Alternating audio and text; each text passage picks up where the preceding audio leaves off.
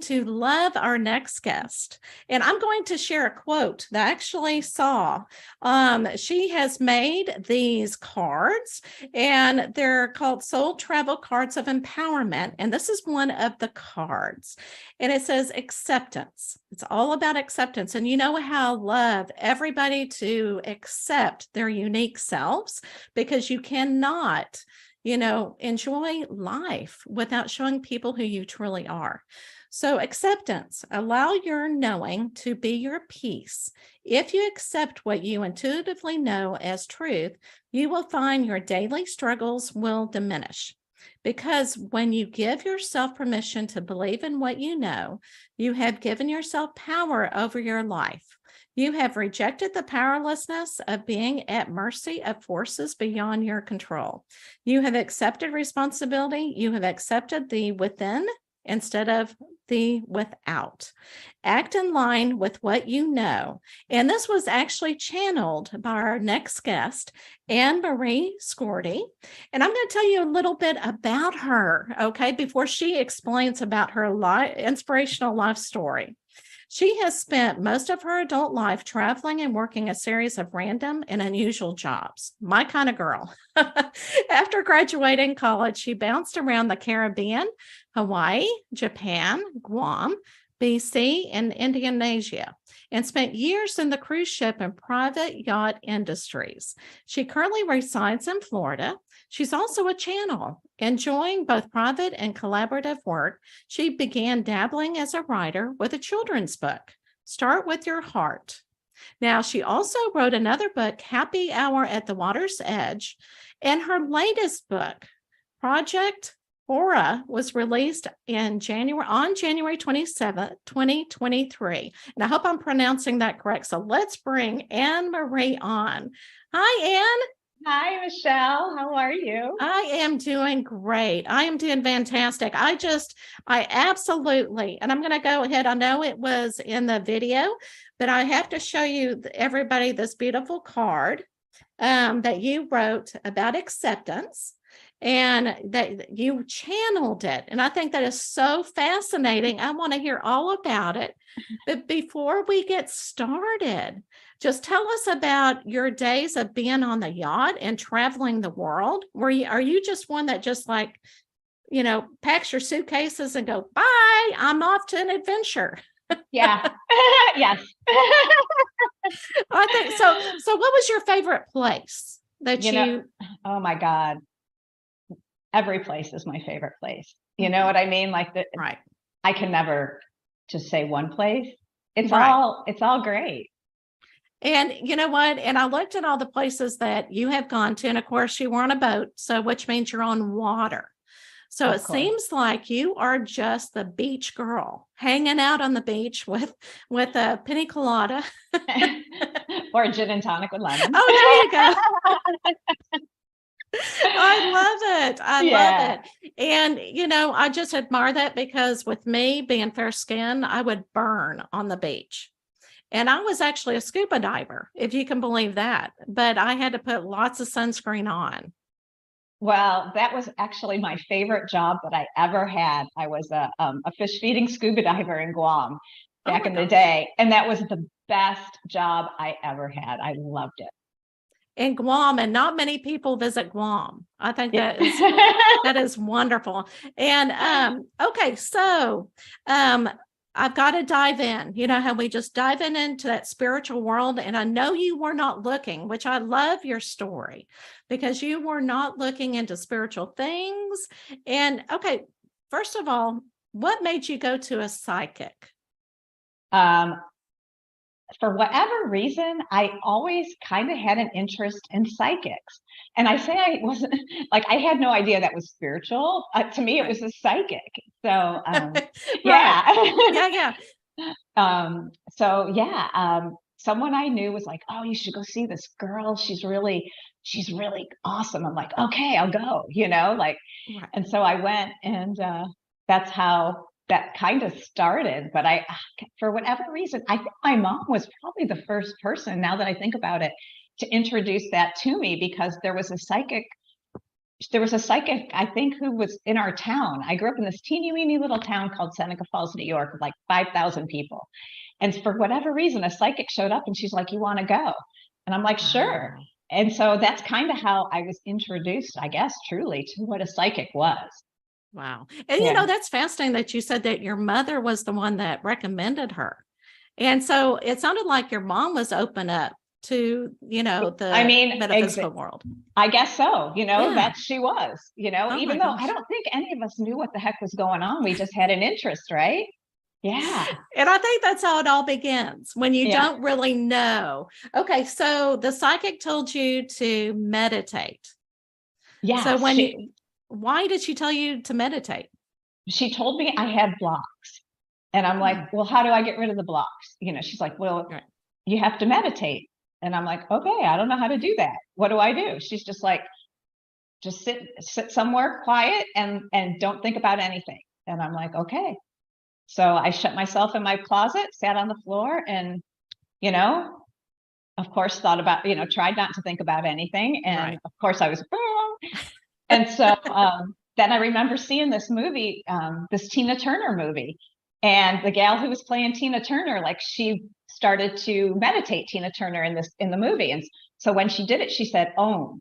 And so I'm like, let me try that. So I'm like, okay, let me do it. And I just sat there and said Om, and I could feel this vibration happening in my Ah, ear. And all of a sudden, it just like everything floated away and there was nothing. And I heard, "Let go of the things that weigh you down." And then I saw an image of my hand holding onto balloons. And in the balloons were all the things that were stressing me out at the time. I saw my hand release the balloons and fly away. And all of a sudden, I'm like, "Holy crap." Everything felt light. I'm like, "This is so cool." And that's how I became instantly, quote unquote, addicted to meditation. I'm like, no wonder everybody's doing this. This is awesome. And so that's how I started with meditation. and that's not what everybody experiences. So Well, you were given a gift. I mean, that is awesome. but that was the problem, because when I was like hanging out with people who were like, "Oh, I meditate," I'm like, "Oh, do you hear the voice that isn't the voice?" And they're looking at me like I have 15 heads. And so Right. very quickly, I'm like, "Holy Mhm. shit, I'm a freak show," and Right. I didn't tell anybody. Ah, I started in the closet, and that's where I stayed. I thought I was going mental. I thought I yeah. was losing my mind, because I thought that's why everybody was meditating, because you're getting all this groovy guidance and it's really fun, and your life's, I'm following the guidance and things are getting better and better. Yeah. I'm like, "Well, what am I doing wrong?" Right? Right. Oh my Yeah. gosh. And and it that is kind of sad, but then again, you're kind of a role model at the same time, but because you were not really aware what was going on, I know you didn't have that self-confidence to say, "Hey, you know what happened to me was very spiritual and awesome, man, that, I'm able to connect in and let go." Because that's what people are have a difficult time when they meditate because, like you said, you're thinking all these thoughts and they have a hard time letting go of that. And for some reason, you were able to let go. And so I think that is totally, I just much kudos to you. I just think that comes with being mindless. Yes. Oh, and I love that too. And you know what? That's good that you're able because, a lot of people have to listen to those meditation videos on YouTube, to guided meditation to kind of walk them through it. And you did not have to do that.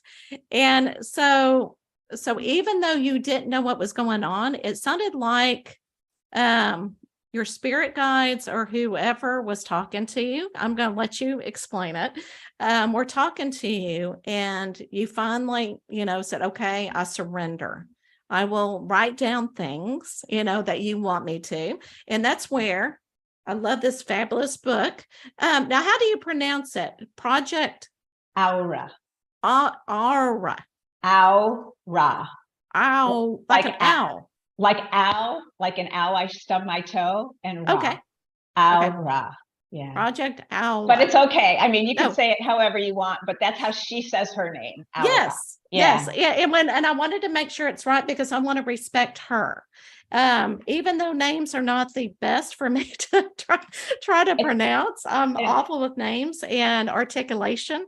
So, but I wanted to make sure that everybody was able to hear what it was supposed to sound like. Okay. And not coming from me. Right. All right. So tell me now, is she the only one that channels to you, or do you have others that channel to you?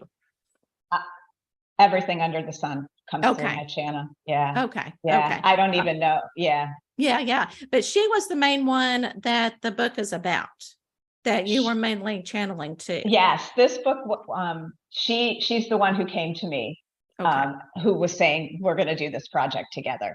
And she was representative of a collective and different beings who are a part of that collective would also speak to me, but for the sake of simplicity, I just call her Aura because so just to keep it simple, because there's so many beings I don't even know, who's who all the time. I don't even ask, you know what I mean? Right. It's just like, and some are, animal, vegetable, mineral, like all elements, like everything, all energy has a voice. And if it wishes to express itself through my channel, I provide that energy with a voice. So through the writing, everything can express itself through my hand and my pen. And so so let's do you mind if we walk through it just so that people that are listening to it? Sure. So do you start with a meditation? I mean, how do you start before you channel? What's your routine in that? So I guess it depends on what you're at. I don't do anything. Okay. I don't really have a routine.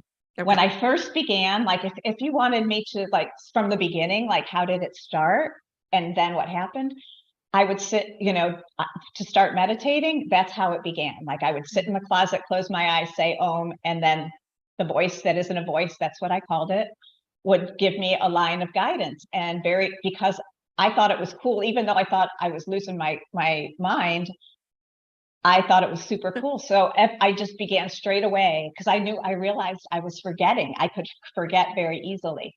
So they would give me one-liners of guidance, and I started keeping notebooks back in 2014, and I would just write it down. And then every day I would just meditate and I'd write a line, but I didn't know I was channeling. I didn't know what I was doing.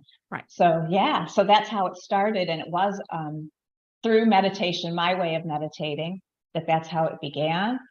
And then, to help people understand meditation, it doesn't always have to be sitting in silence. Like I was told, throw this backpack, throw this. I used to ride my bike. I love riding my bike. And they're like, put a notebook in your backpack when you're riding and a pen, because when I'm riding, I'm not thinking about anything. I let go. So that's a form of meditation too. So I'd get like one-liners and I'd write them down. And that's how I started to write Happy Hour at the Water's Edge. It was like just one line at a time, stringing these words of guidance together. And that's, how my first book was written, was through that, the channeled messages. And then I sat down and then the story just poured out of my hand, which was, just a fantasy story, but it turned into whatever it turned into. Right. So that was how that process began for me. And then by the time I got to Project Aura, I was still doing my meditation, but the messages, which were very simple, relatively speaking, up until that point, all of a sudden became really profound. And I'm like, whoa, what's going on here? And that's when there was actually an identity attached to, she came in and she said, I am Aura, this is who I am.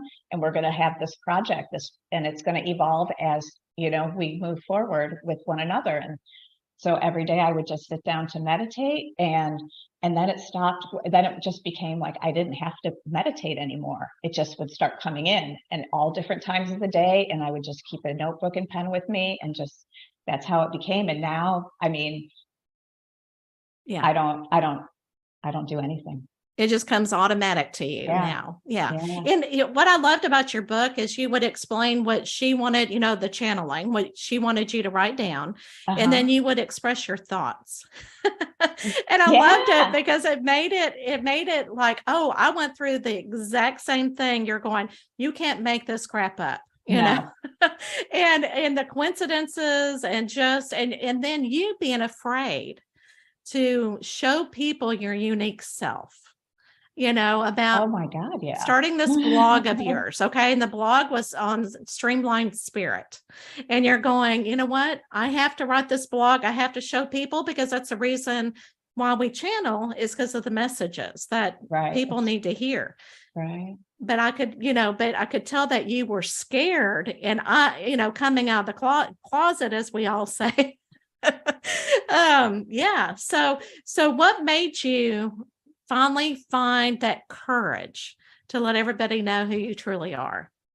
Oh man, it's still there. Like coming on your show, I mean, do you think I'm not scared? I'm scared shitless, Yeah, right. But so you just jump. Right. You just jump. I mean, what's the worst thing that can happen? Oh, absolutely. Absolutely. And I don't know if you went through the same experience as I did, but whenever I decided, okay, well, I got to tell you this story. I always have to tell people because, again, you can't make this crap up. Right. So this was during COVID, and I was on Facebook Live, and I was coming out, and I had my own channel. And so I started doing readings, Facebook Live. And I said, okay, I'm going to, this is my first time to do this. I'm really excited. I'm going to tell people why I decided to come out of the closet as psychic medium. And I started talking, and I started seeing comments. And these comments were people that were not on my business page. Okay. They were on my personal page. And one was a student of mine that I had a long time ago. And I went, oh, I'm on my personal page. And I mean, you could tell when I finally figured it out on the audio, on the video. And I finally, but you know what? I'm thinking my spirit team decided that's what needed to be done. Exactly. And I thought, I'm just going to go ahead and come out. And I did. And the next day I had like people from my church saying, oh, how cool is this? Can I have a reading? So it wasn't as bad as I thought it was. Exactly. And the people who didn't accept it probably should not be in my life anyway. Exactly. Because they're not accepting you. And that just showed, and that's so telling, right? It's like, okay, weeding it out, right? Absolutely. And again, in your book, you're talking about surrendering and getting that information, writing it down, sharing with people, that you're having to surrender because the greater good, you're doing love and light, and you're not doing anything wrong. And which is so good. You said yes, because not everybody can channel like you do. And those, I don't, so what do you call, okay, so what is the term that you use whenever you're talking about the people that you channel? Do you call them spirits? Do you call them entities? What is your term? I call them the theys, THUIs. I love it, or my peeps. They're my peeps, And they are. And to me, that they do come across, because whenever I do mediumship, I tell people, they are not dead people. They are living people, and that's how I have a conversation back and forth. Now, the way that you channel, you call it more of a trance channeling. I do both. Yeah. Semi-conscious and trance. So So if I'm channeling for someone, let's say if I'm doing a session with someone, I will go deep trance channel, which means I'm a blank slate. Like me, Anne-Marie steps out, like my consciousness is isolated over here, and I channel people's souls, your spirit, God, whatever you want to call that. I give your soul a voice, as do you, you know what I mean? So that whatever aspect of your soul is meant to be expressed in that moment for you. And it will always be, usually, I can't say always, but multiple aspects of yourself are going to come through, in a session, so that you get what you need. And that's the difference in a lot of things with the way I channel my ability, because it's connected to the soul on a soul level. So your soul, your spirit guides, whatever you want to call that, know better than anyone, what you need, which may not necessarily be what you want, right? Because right. that's the hard part of this. Yes. Like, you're getting the guidance for your best good, but that requires a lot of work, right? Absolutely. And looking at some, the good, the bad, and the ugly, right. to move forward, right? And I think people do need the message. And I always say, you know what? You can change your life. You've got free will to do it, and sometimes it kind of kicks you, to get going. It's tough love. It is. I love that term. It is tough love. So what do you tell people that want to trance channel but are afraid? There's a certain fear. No one's ever asked me that. I don't know anyone who wants to trance channel. Oh my gosh. And yes. And I'll go into that after. Yeah. I'll explain why I'm asking. So what would I say? Yeah. If I came to you and I said, I want you to teach me how to trance channel like you do, but I am afraid of it. That fear factor, it keeps getting in the way. That's probably why there's not a lot of trance channels, to answer if you're afraid, you can't do it. Right. Because fear-based energies can enter your channel. Right. Right. And you only want to be in that place of fearlessness when you're doing it, because that's the purity. My channel is completely protected, because if I had a shred of fear, I could not do this. There's no way, not the way I do it. Now, I could still write, more than likely. I don't know. I don't even know the answer to that. But so the succinct answer to your question, if you're afraid, then it's not for you. It's like you've got to let go of that fear, which means you've got to reconcile the root cause of why you're afraid, right? I love it. Absolutely. And I think that's why a lot of people don't go into, the spiritual world or psychic medium stuff, because they're afraid of it. But the reason why I'm asking is I did go to a workshop that was by Lisa Williams. She does trance channeling, and she teaches this. And so it was just a day workshop just to kind of get a little bit of it, not enough to really get into it. So I'm going, okay, I'm ready to get into it. And I would say there's probably about 15 of us there.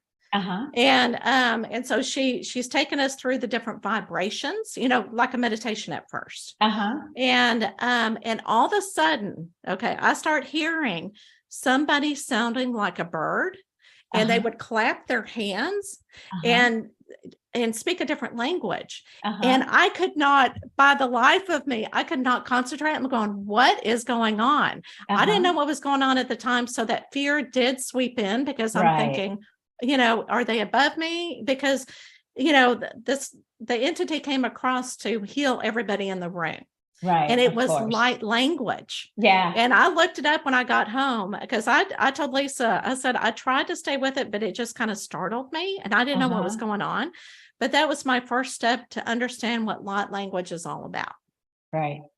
Because to anybody that's not experienced it, you may, explain what light language looks like, and so that people are not afraid of it. And there's nothing to be afraid of it, because they're working with vibration and so forth. Oh my goodness. That's the nature of light beings. They're light, there's nothing but light. So it's only good and only beneficial, and they're only here to assist and guide. And you brought up free will earlier, and they will never, ever try to manipulate free will. Never, ever. Right. They honor the human experience and free will. They will never tell you what to do.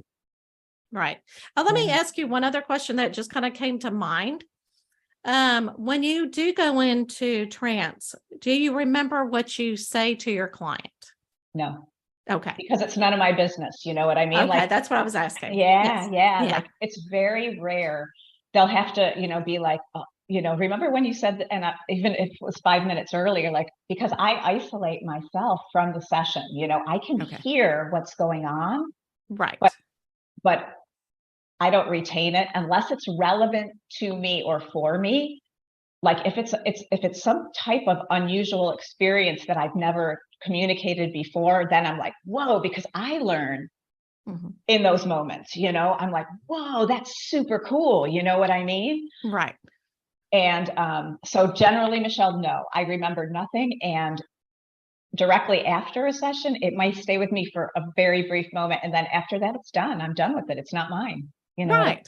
Oh, yeah. and I absolutely love that, because again, that now, if you're going to say surrender, that is absolutely surrendering Oh, for yeah. you. And I think, and you do Oh, have yeah. to trust and not have that fear for it to happen. Yeah.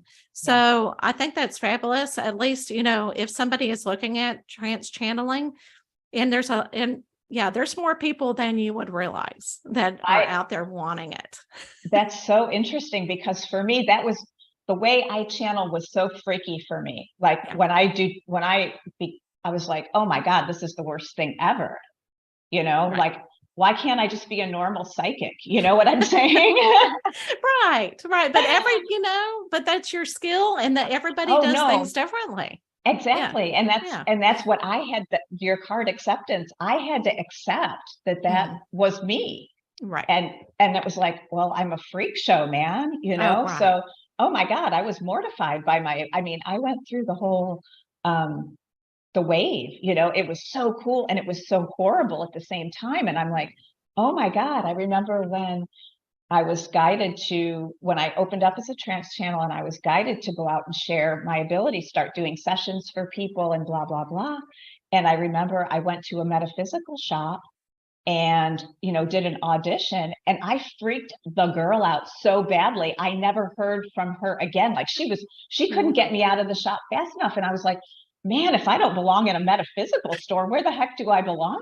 I'm serious, right? Yeah, right. But I was like, all right, well, this didn't happen without cause. So I went to the next place and the next place and just kept reaching out and reaching out. And then, you know, people, you know, of course you got to kick in, not even kick in, you just got to put yourself out there and get whacked and, you know, get knocked down and come back up and go back on out. And eventually your people find you, you know, when you do what you do, it's not without a reason, right? So eventually you're going to resonate with those people who want your gift, right? And that's what happens. You don't force it, right? Exactly. And that's what I said. You got to find your peeps, because whenever I came out during COVID, of course, I live in Texas, and it's all Bible, you know, it's kind of hush. It's getting better though now. Right. But whenever I went online and took classes, I met so many people that believed in the exact same thing I did and went through the same experiences. Yeah. You meet your peeps. You know, and it really makes you feel like you said, accepted that way, but you have to get out and find them. And you have to accept yourself. I mean, before you can expect someone to accept you, you've got to be able to accept yourself. Like, and that's the process, isn't it? It's like, absolutely. But once you get there, you're there. But it took me, quite honestly, until this moment now, you know what I mean? Let's say from 2014 until 2022, I will say it took me all that time to fully accept and be proud of this ability, you know, but it wasn't overnight, that's for sure. And even now it's still a battle, you know, as you evolve and like, as your relationships change and you bring new people into your life. And now with these books coming out, it's like, I got to come out of the closet again. And you know how it is. It's just like, the more you put yourself out there, the more, oh my God, I got to, you know, take off the mask and, you know, here we go again. And hope that the people that are standing with you still stand with you and don't think you're a nutcase. But like you said, you know, the ones who are your people always stand with you. Always. Absolutely. Yeah. Absolutely. Yeah. So tell us about your services. What do you offer? At this point in time, I am offering pretty much my books.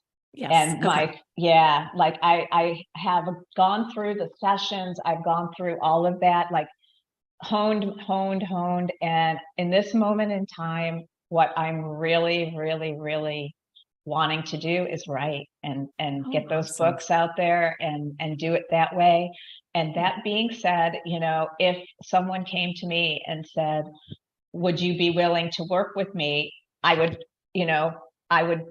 it depends on the person, right? If they're willing to invest in themselves, then I'm willing to work with you, and if you bring me like an idea or something like I've never done before, chances are I'm going to do it. You know what I mean? Because that's how you grow and your ability expands. So pretty much anytime someone who I'm feeling, and who's willing to work with themselves first and foremost, because this is a lot of this stuff. It's work, right? Because you're getting into your psyche and your emotions and the roots of all the bits and bobs of you. So, that's at the point, the services I'm now offering, I work with Dana Sardano here in her gallery. This is Dana's gallery. And she does the vetting basically. She's like, if someone comes to her and is interested, and she'll do the vetting process, and she'll be like, she's been with me since I've really pretty much become a trance channel. So she's seen the evolution and all that stuff. And she knows what I'm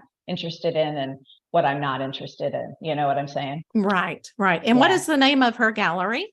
Ubuntu Fish Gallery. Okay. Just so that people that are listening know where to reach her so that they can reach you. Right. So I do want to say, I always want to say thank you to authors, because it's no easy task to publish a book, to come out with this and put yourself on the line and just being, vulnerable and letting people know what you do and channeling and getting the message out to everybody. Because I can see this really helping people, especially when they start hearing their the voices. Yeah, it's scary. It can be scary. Yeah, you think you're losing your marbles. Absolutely. And what because you talk about the human experience. Yeah. Experiencing the spiritual experience and what you went through. Oh yeah. Because that was like you said at the beginning, I was never looking for any of this stuff. This stuff came looking for me, like I had signed up for this somewhere along the line, and it was going to happen right here, right now. Boom. Right. You get kicked through the door of fate, and that's it. You can go kicking and screaming, but if you're me, I'm gonna fucking man. Oh, excuse me, I'm gonna man up. That's okay. Hey, no worries. Sorry about that. Oh no. And you know what? I think it's funny too, because people, if something does happen to you and you don't want it, because I know in my 20s, I was not ready for it. Oh God. No. So I said, you know what? And I even had my minister at the church said, you can tell them that you are not ready for it yet and tell them to go away. And I did. You had a great minister. I did. Absolutely. That's awesome. And I did. And, I used my intuition to help kids that I worked with and everything, but I did not use the other. And anytime I would hear a voice, like a grandmother trying to reach somebody that I worked with, I would give them the message that way. But other than that, I said, I don't want to work. I don't want to come out right now until I knew when it was time. Yeah. And so you can still say, no, I'm not ready yet. And that's like what I'm doing with the sessions. Like I'm shelving that right now. And if something appeals to me, I'll absolutely do a session. But right now, what I want to do is, like you say, you run the show, you've got the control, Absolutely. And your partners, they can't do it without you, and you can't do it without them. So it's a partnership. Yes, absolutely. Yeah. So, okay. So I always ask the guests towards the end before we bring out the wheel, what is an inspiration that you can, if you were going to tell anybody that you bumped into and they needed some type of inspiration because they're having a hellacious week, what would you tell them? Oh, laugh. Find something to do that makes you laugh. I don't care what it is. Laughter is the way to go. However that looks for you, something that feels good, something that feels good, that makes you feel good. Laughter for me, that's my key. If I can make somebody laugh, I know I got there. You know what I mean? I gave them what they needed. You know what I mean? Absolutely. Oh, absolutely. And then gin and tonic doesn't hurt either. Oh my God. Always a gin and tonic with lemon. Take the edge off and have a laugh, Yeah. See, I'm a Chardonnay girl myself. Oh, I'm a Chardonnay girl too. Listen, I'm not I'm a free flower. Absolutely. Okay, so let's go ahead and bring the wheel on and see what question you're going to answer. Oh, wait just a minute. Okay. Wrong screen. I don't know why. Okay. I had it on my side. Oh, you did have it on your Yeah, side. I could see it. Okay.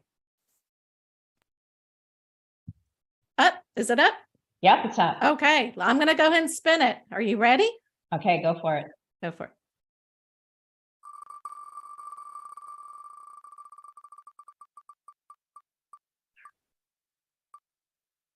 Oh my gosh.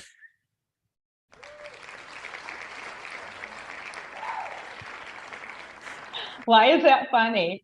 I think it's funny because I asked you at the very beginning, well, where was your favorite place that you worked? And so it's all about vacationing. My life is a vacation. That's my favorite vacation is my life. There you have it. In a nutshell. There you go. I mean, that's why I was laughing because again, you can't make it up. It seems like whoever is on, it goes along with the guest. I'm not kidding you, almost every time. And I'm just going, I cannot believe that came up for you. Of course you can. Yeah. Well, of course, yes, of course. I'm in the business, so of course I can. So is there anything else that we did not discuss that you wanted to make sure that you wanted to talk about?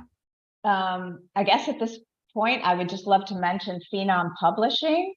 Dana Sardano and Angela DeMarco, who are my publishers. Without them, they allowed me to maintain the integrity of the project in its entirety. I got in both books. I published Happy Hour with the Water's Edge with them and Project Aura, and I used my own artwork. I mean, we didn't edit anything except grammatically in the books, and they just respect the creative process in its entirety, and they add to it because they're just both so professional, and they are, everyone has pride in what they're presenting. So I just wanted to say, and they're phenomenal. So I just wanted to say thank you and bring forward that you can, look at the, go online to Phenom Publishing and take a look at what I got going on up there. And I will definitely put it in the notes, and I will also put a slide in there that shows a picture of it, so that anybody that is publishing their own book, and if this is a place that you're being pooled with, yeah, Dana would be a great person to go to. Yeah, she's wonderful, really. And I wanted to just say to you, Michelle, your courage, of course, you're aware of that, right? But also your depth of compassion and understanding and your connection to children is really, really, really so honorable. Oh, thank you. Yeah. Yeah, the honor is mine, though. I mean, working with kids, I learn more from them than I think they're learning from me. You know what? So you're allowing them to be themselves. You accept them, and that's the cornerstone of everything. And so you're teaching them that self-acceptance at this time. You know the difference it's making, right? They don't have to be like you and me, like pulling our hair out to come out of the closet, right? I know. And they can just go ahead and accept where they are. That's exactly right. Well, thank you so much for bringing that up. I appreciate that compliment. So thank you so much. Everything. It's so valuable what you do. Well, thank you. Thank you. You're welcome. And again, thank you so much for coming on. And I'll put, where they can reach you, your Instagram, all of that jazz, just in case they have questions for you. Sure. Yeah. I'm very happy to answer any questions for sure. Yeah. All right. We're all here for each other. Yeah. Well, everybody, thank you so much for listening. And